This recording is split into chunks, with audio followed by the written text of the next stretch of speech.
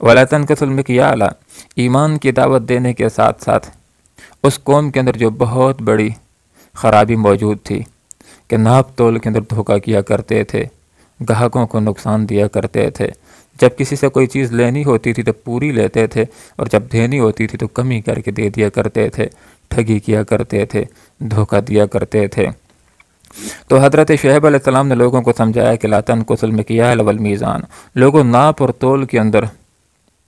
کمی نہ کرو، اپنی ڈیوٹیوں کو سر انجام دینے کے اندر دھوکہ دہی اور کام چوری سے کام نہ لو۔ انی اراکم بخیر، آج میں تم کو خوش دیکھ رہا ہوں، لوگوں آج میں تم کو خوشحال دیکھ رہا ہوں، تمہیں مالدار دیکھ رہا ہوں۔ ایک مطلب یہ بھی ہے کہ جب تم خوشحال ہو، مالدار ہو، تو پھر دھوکہ کرنے کی آخر ضرورت ہی کیا ہے؟ جب ایک آدمی کے پاس کچھ بھی نہ ہو وہ دھوکہ دہی کرے تو کوئی تک بنتی ہے، حالانکہ وہ بھی جائز نہیں ہے، لیکن تمہیں آخر دھوکہ دہی کرنے کی، ٹھگی کرنے کی، دھوکہ کرنے کی ضرورت ہی کیا ہے؟ تمہارے پاس تو اللہ تعالیٰ کا دیا ہوا بہت کچھ ہے۔ وَإِنِّي أَخَافُ عَلَيْكُمْ عَذَابَ يَوْمٍ مُحِيطٍ، اگر تم نے ناپ تول کے حوالے سے اپنی اصلاح نہ کی، کاروبار کے سلسلے کے اندر حلال اور حرام کی تمیز کو اس کا لحاظ نہ رکھا، تو پھر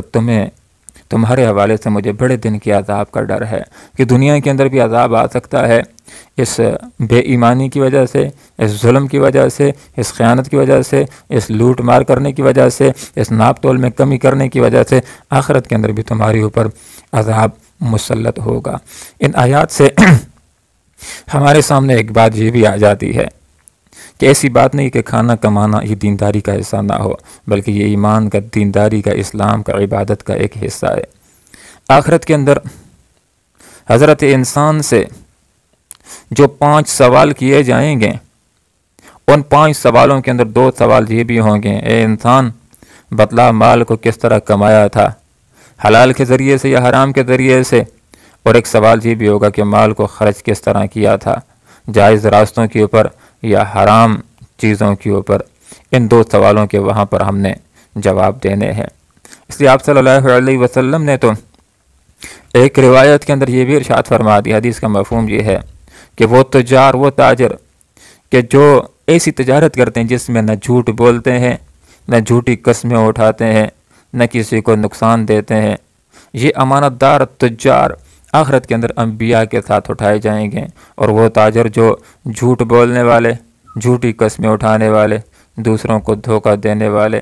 ان کے بارے میں فرمایا کہ یہ آخرت میں فجار کے ساتھ، بدکاروں کے ساتھ اٹھائے جائیں گے۔ حدیث کے مفہوم میں آپ صلی اللہ علیہ وسلم نے ارشاد فرمایا، الکاسب حبیب اللہ، ہاتھ سے کمانے والا اللہ کا دوست ہوتا ہے، محنت مزدوری کرنے والا، حلال کی کمائی کرنے والا، حرام سے اپنے آپ کو بچانے والا، یہ اللہ رب العالمین کا دوست ہوتا ہے۔ اللہ رب العالمین سے دعا کرتے ہیں کہ اللہ تعالیٰ